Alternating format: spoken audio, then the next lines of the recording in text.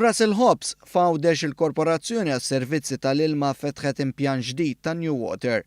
Il-Ministru għall-Manaġġjar tal-Ilma Joe Mizzi spjega li dan huwa t-tien impjant wara dak tal-Mellieħa u l-ilma trattat fih se jkun ta' kwalità għall-uċuħ tar-raba tal-Gżira ta' Tliet Għoljiet. Il-riżultati ġarajna kemm fil-frott u f'dak li jinżera kemm li fil-Mellieħa teġġa ta' riżultat u jien perswas li issa Għawdex ukoll se jaraw dan riżultat pożittiv u se jkun hemm domanda kbira għal dan l-ilma. Il-Ministru għal Għawdex, Justin Caruana, sostniet li permezz ta' dan l-impjant se jitħares ukoll l-ambjent tal-Gżira ta' Tliet Għoljiet. Monument ieħor għal Għawdex li permezz tiegħu mhux biss ser inkunu qegħdin ngħinu u nassistu lil bdiewa u dawk kollha involuti fl-agrikoltura imma biex ukoll intejbu l-kwalità tal-ħajja u tal-ambjenti f'Għawdex stess. Is-Segretarju Parlamentari responsabbli mill-Bidja, Clint Camilleri, spjega kif dan l-ilma ta' drenaġġ qed ikun trattat biex jintuża t-tisqija ta' ħxejjex u frott li issa jistgħu jitkabbru matul is-sena kollha. Il-New Water, il-Polished Water,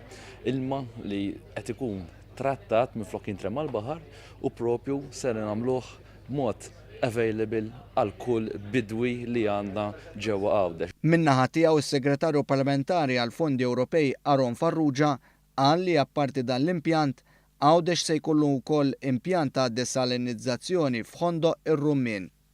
Investejna wkoll 92 miljun euro għal programm 2014-2020 fejn se wettqu diversi proġetti fosthom Reverse Osmosis Plant ġewwa Għawdex.